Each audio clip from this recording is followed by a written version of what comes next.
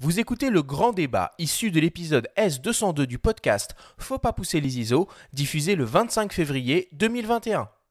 Nous sommes de retour sur Faut pas pousser les ISO avec Volker Gilbert et Jean-Marc Alexia de DxO. Cette semaine, on s'intéresse au format RAW en photo et on va essayer de percer tous ses secrets. Alors pour commencer, on va essayer de répondre à la question suivante. Finalement, qu'est-ce que c'est le format RAW? Et là, j'ai envie de te donner la parole, Volker. J'ai envie que tu prennes ta casquette de formateur pour nous faire un rapide cours sur qu'est-ce que c'est le format RAW. Donc, qu'est-ce que c'est le RAW? En fait, on a, comme vous avez déjà tous vu, en fait, votre appareil photo propose diverses possibilités d'enregistrement de l'image numérique. Il y a d'une part, effectivement, le format JPEG. Donc, ça, c'est le format tout venu qu'on peut exploiter, en fait, directement à partir de l'appareil photo et les utiliser, en fait, dans les réseaux sociaux, etc., etc. Et vous avez aussi ce qu'on appelle le format RAW. Format RAW, ça veut dire brut, en fait. Donc, c'est brut de coffrage. C'est un format qui est relativement pur, qui n'a subi que très, très peu de modifications dans l'appareil photo, à la différence du format JPEG, en fait, qui est vraiment une image finalisée, en fait, qu'on exploite telle qu'elle. Pour effectivement savoir ce que c'est le format RAW, il faudrait déjà qu'on plonge un peu en fait dans l'architecture des capteurs. Et là, on voit que finalement, en fait, le capteur, l'imageur, en fait, il a la mission en fait d'acquérir et de convertir en fait un signal électromagnétique en signal électrique. Et pour ce faire, effectivement, on a aussi un convertisseur analogique numérique et ensuite un petit processeur qui va traiter l'image pour la sortir effectivement sous un format JPEG. Et Volker, pardon de t'interrompre, on parle souvent de négatif numérique pour vulgariser un petit peu. Est-ce que Oui. finalement on peut dire ça au grand public? Est-ce qu'on peut dire que le format RAW c'est quelque part un négatif des temps modernes? Oui, effectivement, on pourra le considérer comme négatif numérique, en fait, un peu comme le négatif à l'époque argentique. En fait, c'est un fichier qui n'est pas finalisé, qui a effectivement énormément de potentiel encore pour le traitement, dont les informations de couleur ne sont pas encore fixées, donc on peut effectivement intervenir et en changer quasiment tous les paramètres, notamment la balance de blanc, les couleurs, etc. Donc, effectivement, le mot négatif numérique est bien choisi. Alors d'après ce que j'ai compris, il n'y a pas un seul RAW, mais bien plusieurs RAW différents.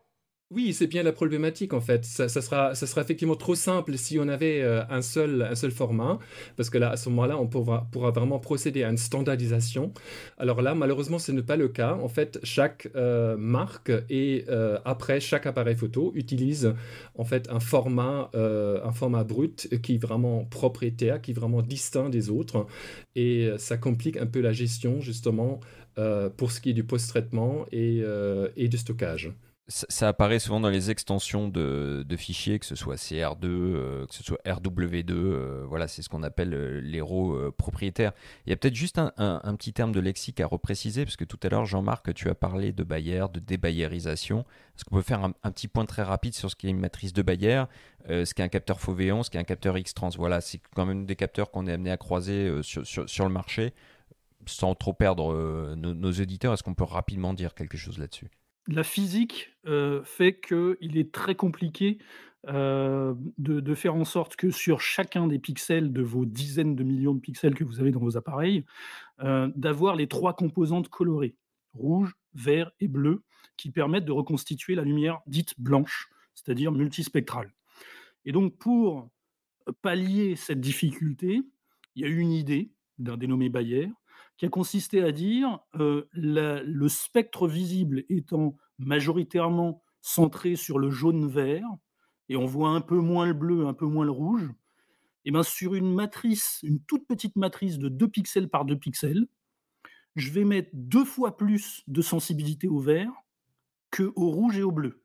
Donc, sur ces 4 pixels, 2 par 2, ça fait 4 pixels, je vais allouer 2 pixels au vert en mettant des petits filtres verts et 1 pixel au rouge, 1 pixel au bleu. Et sur mes dizaines de millions de pixels, dans mon capteur, je vais reproduire ce petit pattern de 4 pixels par 4 avec toujours ce petit schéma et ça, c'est ce qu'on appelle la matrice de Bayer. Et évidemment, si on veut reconstituer Qui toutes équipe les la composantes. majorité des capteurs à l'heure actuelle. Exactement, Une grande majorité. mais l'immense majorité, Mmh. on va dire 99,7%, quelque chose comme ça, des capteurs sont des Bayer. Et donc pour reconstituer l'information de toutes les composantes R, V, B dans chacun des pixels, on va faire une interpolation avec le pixel voisin. Ça veut dire que si le pixel voisin a très peu de vert alors qu'il a un filtre vert, ça veut dire qu'en fait, il capte sans doute du rouge ou du bleu. Et de proche en proche, c'est ça qu'on va appeler l'algorithme de débayerisation ou dérotiseur, comme on dit, ou reconverteur Dématriceur, en anglais, ouais. ou dématriceur. Tous ces termes-là définissent le fait qu'on ait un algorithme mathématique qui va lire les valeurs de chacun de ces pixels et ensuite interpréter, quelque part inventer, une composante qui n'y est pas, parce qu'en fait, on a la composante du voisin. Et plus votre algorithme est sophistiqué, plus vous allez être fidèle à la réalité, en dépit du fait que les pixels avaient des microfiltres. Ça, c'est pour Bayer. Foveon, c'est une autre technologie qui est très, très, très chiadée, puisqu'elle est basée sur la pénétration à l'intérieur d'un matériau d'une longueur d'onde. Et donc, on va empiler, pour un seul pixel, on va empiler 3 capteurs à la queue leu-leu, et plus la longueur d'onde est élevée, plus elle va pénétrer, donc elle va transpercer le premier capteur qui va être la composante verte par exemple, et ensuite atteindre le rouge, et ensuite atteindre le bleu, et ainsi de suite. Et donc par pixel, là cette fois-ci, on fait bel et bien l'empilement. Seulement, la particularité, c'est qu'il est très compliqué d'obtenir de très hautes résolutions en Foveon, puisque c'est comme si vous aviez 3 capteurs empilés l'un sur l'autre. Donc imaginez que vous avez je sais pas, un Alpha 7 de dernière génération à 60 millions de pixels. S'il avait un capteur Foveon, ce serait un équivalent de 180 millions de pixels. Et donc le prix serait sans doute pas loin de triple aussi. Donc ça, c'est le Foveon. Et puis enfin, X-Trans, c'est une interprétation de Fujifilm, qui Le consiste Foveon, pardon, on l'a pas dit, mais le Foveon est une technologie propre à Sigma. tout à fait, oui, pardon, Ouais. j'ai fait comme si tout le monde le savait, pardon. Et donc, X-Trans, c'est une technologie propre à Fuji, cette fois-ci, qui consiste à dire, bon, bah, Bayer, c'est très bien, mais il y a des problématiques liées à ce pattern, et notamment en bord de cadre, etc. Donc, c'est difficile d'interpoler quand on n'a rien pour prendre comme référence. Et donc, à la place d'avoir ce pattern qui est reproduit de proche en proche, ils ont basé leur pattern sur une symétrie.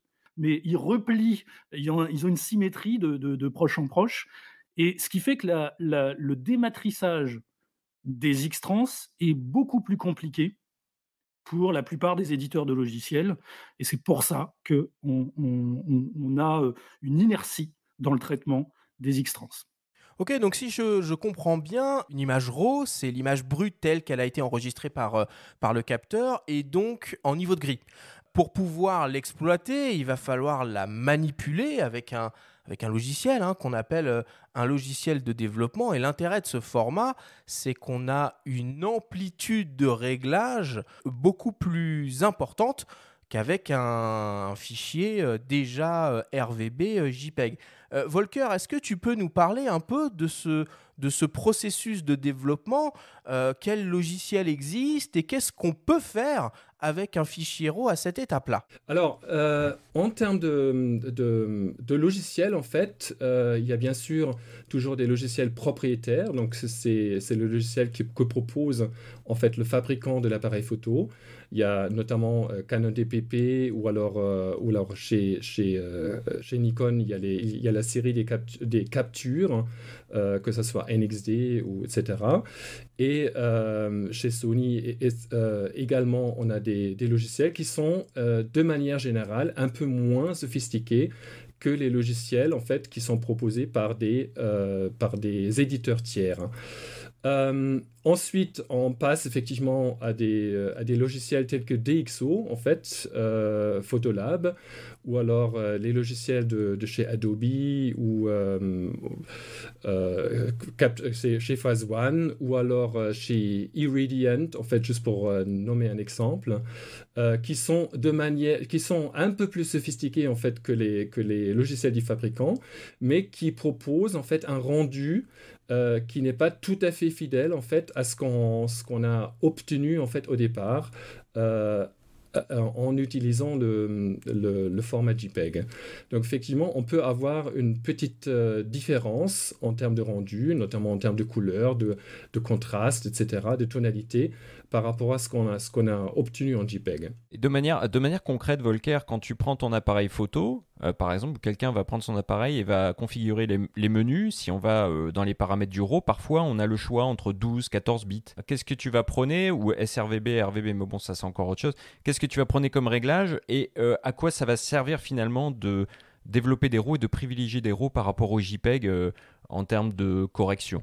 Alors, moi, effectivement, mon approche est relativement puriste. Donc, c'est-à-dire, si je choisis le RAW, en fait, je vais choisir en conséquence toujours le réglage, en fait, qui me permet d'avoir la meilleure qualité et surtout les meilleures possibilités ensuite dans le traitement.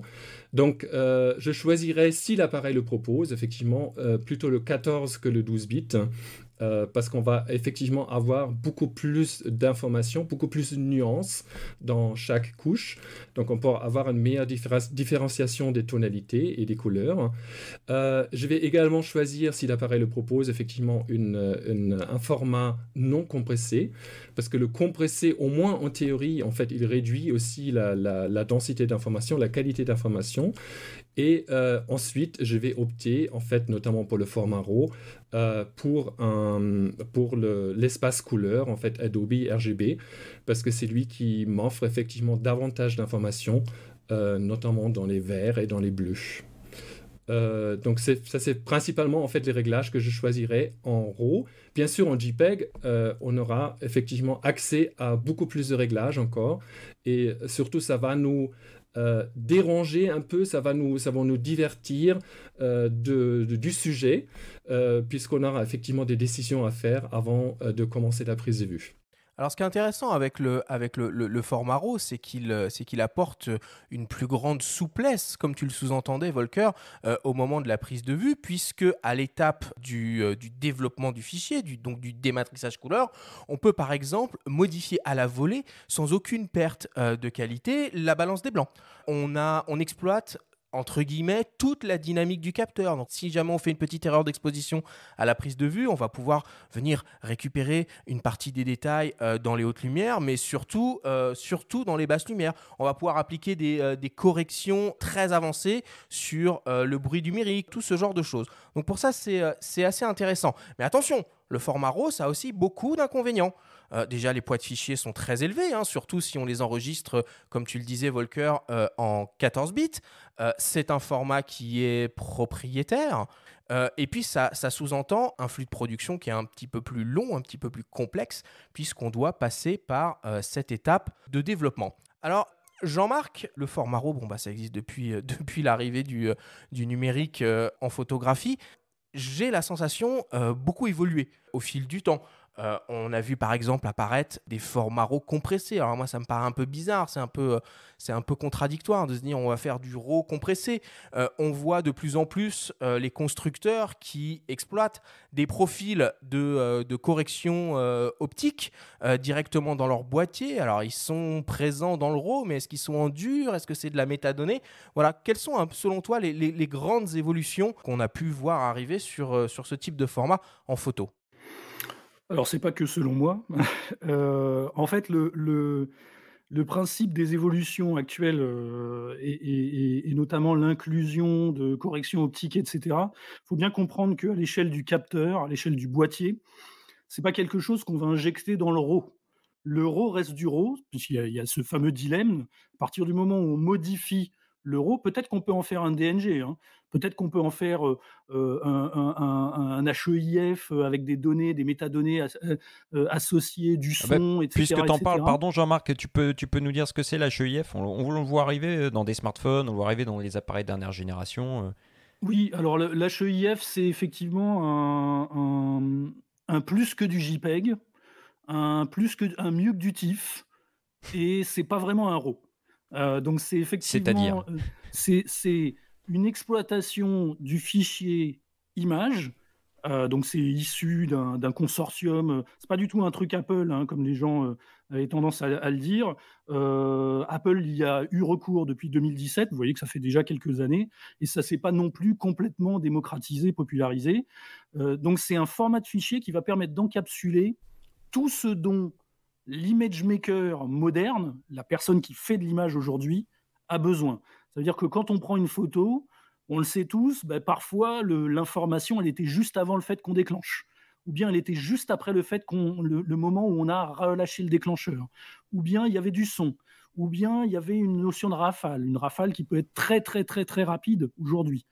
Donc toutes ces notions-là font que l'ancien paradigme de l'image qui était l'image à usage direct, qui était le JPEG, est devenu quelque part obsolète. Et donc il a fallu être capable de lui rajouter des éléments contextuels. C'était quoi le contexte en métadonnées? C'était quoi le avant-après? Est-ce que je peux faire une micro-vidéo? Et donc, tout ce que vous voyez dans des animés, même Nikon à l'époque avait produit son propre format de micro-vidéo autour du déclenchement. Tout ça, ce sont des choses que l'on peut mettre dans du HEIF, qui a aussi une bien meilleure compression qu'a le JPEG. Donc, on a en fait l'étendue d'un TIFF, alors que le TIFF est massivement lourd, et la flexibilité d'un JPEG avec les éléments contextuels. C'est ça le HEIF. Et ça, on peut l'ouvrir avec n'importe quoi, le HEIF, c'est-à-dire que tu le choisis, l'HEIF, tu as le choix, en gros, tu as le choix entre JPEG et HEIF, tu prends l'HEIF. Non, pas encore, mais ça devrait pas tarder. Et le JPEG reste encore le plus populaire, évidemment. Alors côté boîtier, du coup, Jean-Marc, les évolutions du format RAW. Donc l'évolution du format RAW. Donc les corrections optiques dont on entend parler, qui sont inclus dans les boîtiers, sont évidemment des choses qui sont produites à travers le JPEG quand vous shootez en RAW plus JPEG depuis votre boîtier. Le JPEG va intégrer les corrections dites constructeurs. En dur, du coup. En dur. Voilà, elles sont flashées dans le fichier. Le RAW va comporter des métadonnées qui sont réexploitables par des logiciels tiers, comme vous nous qualifiez. Et nous, en fait, on va faire encore mieux que ça, notamment chez DxO, c'est qu'on a nos 15 ans d'études de toutes les combinaisons boîtier optique, donc on a des informations finalement supérieures à celles que veut bien nous donner le fabricant. Pourquoi je reviens là-dessus? Parce qu'on a des cas de figure très flagrants où lorsque vous avez les corrections optiques qui sont fournies in-house dans le boîtier par le fabricant, en fait, par exemple, pour une correction de distorsion, ils vont faire un crop.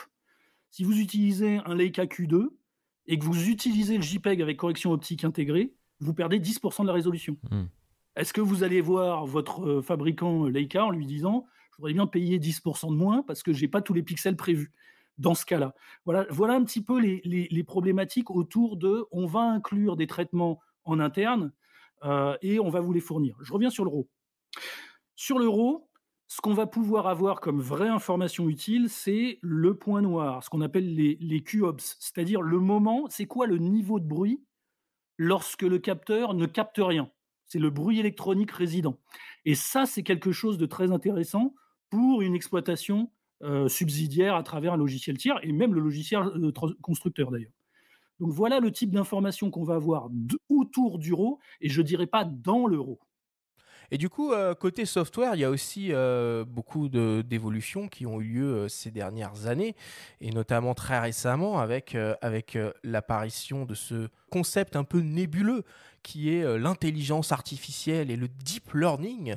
Alors sur DxO Photolab 4, si je ne dis pas de bêtises, vous avez introduit la fonction Deep Prime, qui intervient au moment du dématrissage couleur et notamment sur la réduction du bruit. Je vous propose qu'on écoute Laurent Katz, qui est journaliste spécialisé indépendant et collaborateur historique du magazine Le Monde de la Photo. Il a testé cette fonctionnalité Deep Prime et partage avec nous ses impressions. On l'écoute. Quand on lance pour la première fois Deep Prime, qui est intégré dans DxO Photolab 4, il y a une espèce d'effet waouh qui arrive parce que tous les défauts que l'on voyait dans les réducteurs de bruit disparaissent brusquement. Alors, ça ne veut pas dire que c'est parfait parce qu'en poussant le bouchon très très loin avec des images très très difficiles, on arrive toujours à trouver des petites choses qui ne vont pas. Mais l'écart avec ce qui se fait jusqu'à présent, y compris dans DxO avec la technologie Prime, est assez impressionnant. Déjà, ce qui saute aux yeux, c'est le nombre de détails qui apparaissent, comme si on avait changé d'objectif. Autre point, c'est le niveau du contraste. Les noirs restent bien noirs, le contraste est très élevé, et c'est un peu comme si on avait appliqué une courbe en S pour booster l'image. Deep Prime, il faut le préciser, ne travaille qu'à partir des fichiers RAW. Le JPEG et le TIFF, il ne connaît pas. Donc, il a une profondeur de couleur de 12 ou 14 bits qui lui permet d'aller vraiment rechercher des détails. Et l'intelligence artificielle lui a permis d'avoir un algorithme qui se montre vraiment spectaculaire. On a des photos qu'on jugeait jusqu'à présent totalement inexploitables ou alors exploitables en petite taille sur un écran de téléphone, sur un écran d'ordinateur. Et là, on récupère des informations à la fois dans les hautes et dans les basses lumières. Et ce qui est assez impressionnant, c'est que la saturation des couleurs, l'exactitude des couleurs semble préservée.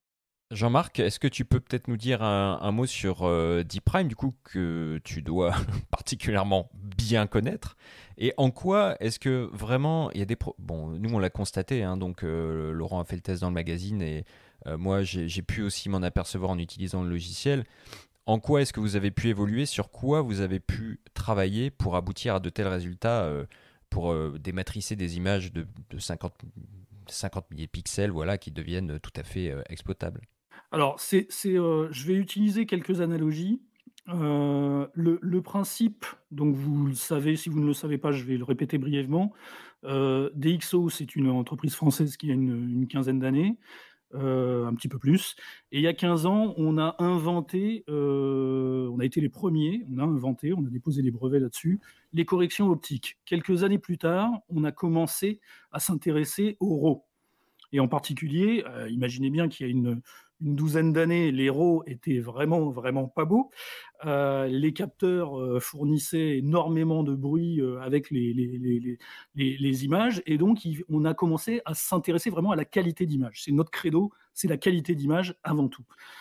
Et donc, il y a 15 ans, nous avons commencé à enregistrer le comportement des capteurs associés à des optiques.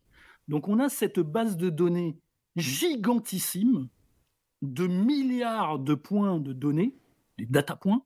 Smartphone compris, hein, d'ailleurs. Hein. Smartphone compris, tout à fait, que l'on avait comme le meilleur stock d'informations sans vraiment réaliser qu'on allait pouvoir l'exploiter en deep learning. Hein. Donc, le meilleur stock d'informations pour un apprentissage de correction en 2020. L'idée, c'est quoi?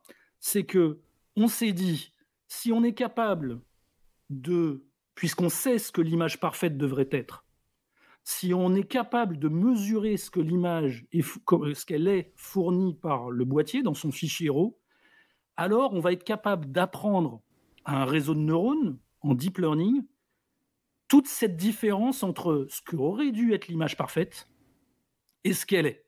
Ça veut dire que quel que soit ce qu'on nous présente désormais, puisqu'on sait ce que devrait être l'image parfaite, on a fait ça en laboratoire grâce à 15 ans d'études, on a cette faculté de reconstituer à partir d'une information imparfaite ce qu'elle aurait dû être parfaitement. Et c'est pour ça qu'une image, prenez une image bruitée, comme on sait la façon dont va être bruitée l'image sur tel boîtier par rapport à une image parfaite, eh bien, notre réseau de neurones a appris toutes les transformations possibles, point par point, sur des milliards de données. Et c'est comme ça qu'il est capable de restituer la meilleure image qui soit. Donc ça s'appelle du deep learning parce que ce n'est pas du tout quelque chose basé sur vos images. Ce n'est pas parce que vous utilisez des images et que vous allez dire « cette image était bonne, cette image n'était pas bonne » que le réseau de neurones, plus ou moins connecté au cloud, est en train de constituer son savoir-faire, ce qu'on appelle le machine learning. Le deep learning, c'est plus du tout, c'est du mass learning.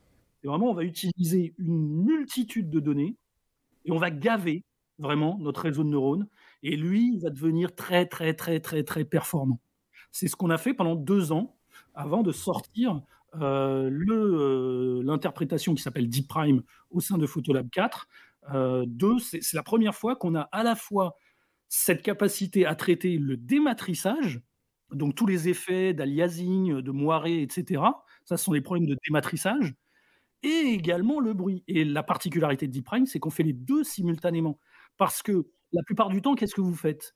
Vous avez d'une part le dématrissage, en utilisant, Canon DPP, et cetera, et ensuite, lorsque vous allez dans un autre logiciel tiers, vous allez traiter le bruit. Mais le problème, c'est que le bruit, il était au départ. Donc Hmm. vous avez dématrissé du bruit et vous essayez de le corriger ensuite. La particularité de DeepPrime, c'est qu'on fait les 2 simultanément. Alors je ne sais pas si vous le savez, mais les constructeurs de smartphones s'intéressent aussi beaucoup au format RAW, et en particulier Apple, qui a lancé il y a quelque temps un nouveau format d'image qu'ils appellent le Apple Pro RAW, qu'on peut retrouver sur certains smartphones et même certains iPads. Alors je me suis intéressé au sujet et j'ai décidé d'appeler Pierre-Yves Maître de la société DxOMark, qui est Product Owner et Image Quality Expertise. La société DxOMark, elle est spécialisée dans le test produit et particulièrement les tests d'appareils photo, d'optique et de smartphone. Et j'ai demandé à Pierre-Yves qui nous explique un peu ce cas de spécial, ce format Apple Pro RAW, et ce qu'il en pense. On l'écoute. Alors, oui, le format Apple Pro, ça offre une option qui est assez intéressante. Il va fournir une alternative qui est un petit peu hybride. Il va sortir un fichier qui est au format DNG, donc c'est un format RAW, qui est d'ailleurs assez standard proposé par Adobe. Mais il va donc embarquer une très grande quantité d'informations. C'est même un peu plus lourd qu'un fichier DNG sorti par une application tierce, parce que justement, il va inclure des données de capture qui exploitent les technologies de fusion d'images justement de l'iPhone. Donc, par exemple, le Smart HDR3, le Diffusion, certaines fois le Night Mode, et même des informations de segmentation de l'image. Donc, il va vraiment embarquer énormément de données, en plus des données brutes du capteur, même des données de tone mapping qu'ils vont utiliser pour sortir, eux, le JPEG. Donc, ils sont assez transparents.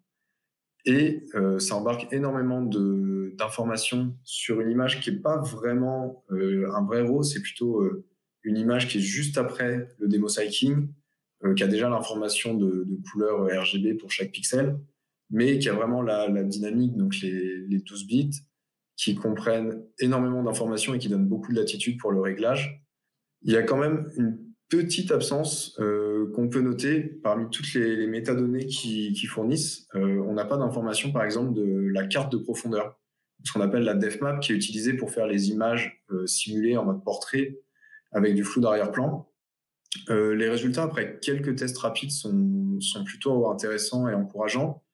Le ProRAW, on peut vraiment se rapprocher des résultats qu'ils obtiennent avec le HEIC, avec leur techno de fusion, mais avec beaucoup plus de liberté dans l'édit, que ce soit au niveau de l'exposition, du contraste, de la balance des blancs.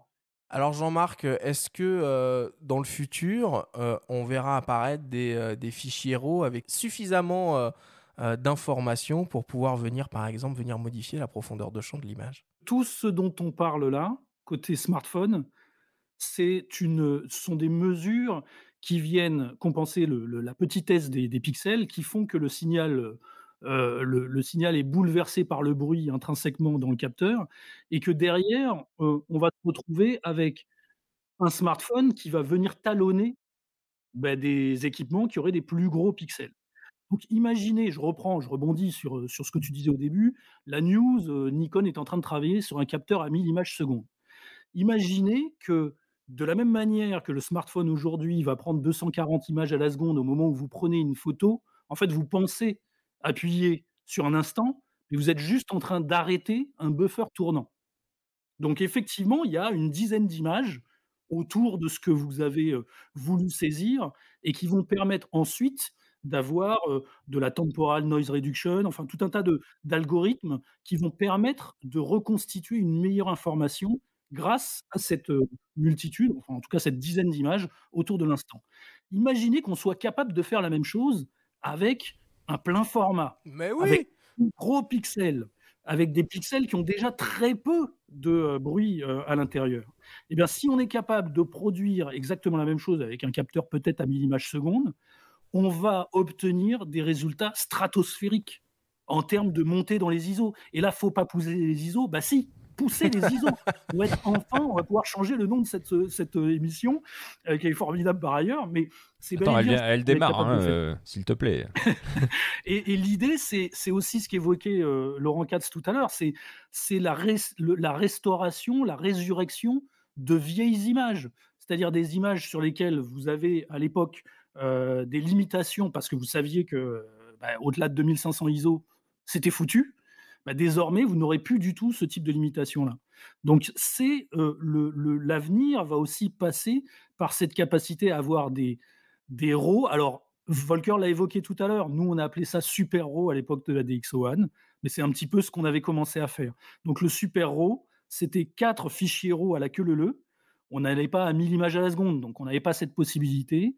Et donc, on allait être capable de faire de la temporal noise reduction et d'aller au-delà de ce que permettait le RAW. Et c'est ce qu'il y aura sans doute sur d'autres équipements à l'avenir. Et là, les gars, on parle énormément de RAW, hein, c'est la thématique de l'émission, mais est-ce que finalement, il faut bannir le JPEG pour de bon? Est-ce qu'il n'y a pas quand même des cas où il faut conserver le JPEG Qu'est-ce que t'en penses, Volker? Non, je ne pense pas, parce qu'en fait, je donne aussi des cours photo et je m'aperçois qu'il y a quand même pas mal de gens, justement, qui ne veulent pas s'embêter avec le traitement d'image, qui aiment effectivement faire des images telles quelles et les exploiter tout de suite. Et cette possibilité, malheureusement, avec le RAW, on l'a pas. Donc, il faut effectivement ajouter quelques minutes, voire des heures de traitement, en fait, lorsqu'on revient d'un reportage. Et cela complique un peu les choses. Et ça nécessite effectivement aussi l'apprentissage d'un logiciel, ce que ne veulent pas faire en fait tout un tas de personnes. Donc effectivement, le JPEG, il garde quand même son potentiel, ou plutôt sa qualité en fait du format instantané qu'on peut utiliser en fait tel quel, qu'on peut exploiter en fait instantanément. Et il faut aussi savoir que finalement, en fait, au fil des années, les fabricants d'appareils photo ont aussi fait d'énormes progrès justement en traitement d'image, notamment sur le bruit, sur la netteté, même sur les couleurs. Donc on obtient aujourd'hui, en fait, avec les appareils modernes, des fichiers qui n'ont absolument plus rien à envier au RAW, pour peu qu'on pousse le RAW en fait dans les derniers retranchements et qu'on travaille dans des conditions très très difficiles, notamment en basse lumière. Oui, d'ailleurs, on peut aussi faire les deux, hein. On peut enregistrer du RAW plus JPEG de toute façon. Oui, tout à fait. On peut utiliser les deux en fait au besoin, mais ça c'est une solution en fait que je ne conseille qu'aux débutants, parce que finalement pour un professionnel ça complique quand même la gestion d'image derrière, notamment l'archivage. Et finalement, quand on a les deux, on s'aperçoit quand on veut traiter l'image, de toute façon, on va toujours partir du RAW et on va s'apercevoir en fait plus on devient exigeant, plus on va rejeter le JPEG en fait qu'on fait en doublant, et de toute façon, on finira de le supprimer en fait après une fois les images transférées sur l'ordinateur.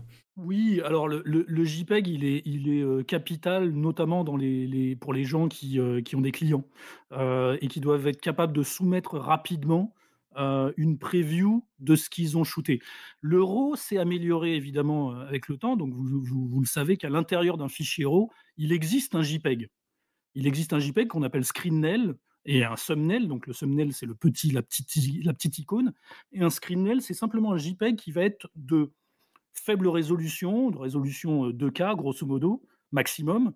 Aujourd'hui, quand vous utilisez un boîtier Sony de dernière génération à 60 millions de pixels, vous avez un screennail qui ne fait que 2 mégapixels. Donc c'est aussi un problème d'ailleurs, puisque vous ne pouvez pas voir exactement la résolution que vous avez voulu gratter grâce à une optique ultra piquée. Et ben, en fait, vous ne le voyez pas sur ce screennail. Mais en tout cas, vous pouvez partager le screennail avec des clients via des moyens de connexion over the air, donc le Wi-Fi, la 4G, etc. Vous allez pouvoir transmettre des fichiers, les faire checker, vérifier par votre client, et ensuite aller traiter cet énorme fichier de 60 millions de pixels en RAW uniquement à bon escient. Vous n'allez pas vous amuser à traiter tous les fichiers de 60 millions de pixels, surtout si vous rafalez et que vous vous retrouvez avec à chaque fois une dizaine d'images pour une seule information. Et cela dit, tu parles de partage, oui, ça vaut aussi pour le grand public, hein. Tout ce qui est partage sur les réseaux sociaux, sur les applications, il vaut quand même mieux utiliser un JPEG, hein. Tout à fait, tout à fait. Bon bah écoutez messieurs, on va conclure là-dessus. C'est évidemment un sujet passionnant, on pourrait en parler pendant des heures. Ce qu'il faut se souvenir, donc, c'est que voilà, le format RAW permet d'une certaine façon de tirer le maximum, le maximum du potentiel de votre appareil photo, que c'est un fichier, l'utilisation de ce format entraîne un certain nombre de contraintes, nécessite une étape supplémentaire dans le process de l'image qui s'appelle le développement, développement qui est fait par un logiciel, alors qui est soit le logiciel qui vous est fourni avec votre appareil photo, soit un logiciel tierce comme Adobe, DxO ou Capture One par exemple, qu'on a énormément d'améliorations dans les algorithmes de développement RAW qui permettent vraiment d'amplifier la qualité d'image qu'il est possible de faire avec ces appareils photo, et que l'avenir nous permettra peut-être un jour d'aller encore plus loin dans cette démarche-là et d'inclure dans un fichier RAW une quantité stratosphérique d'informations, d'images qui ont été prises avant, d'images qui ont été prises après, à différents temps de pause, à différentes ouvertures, et qu'on pourra au moment du développement RAW vraiment modeler comme on veut à la demande et a posteriori son image.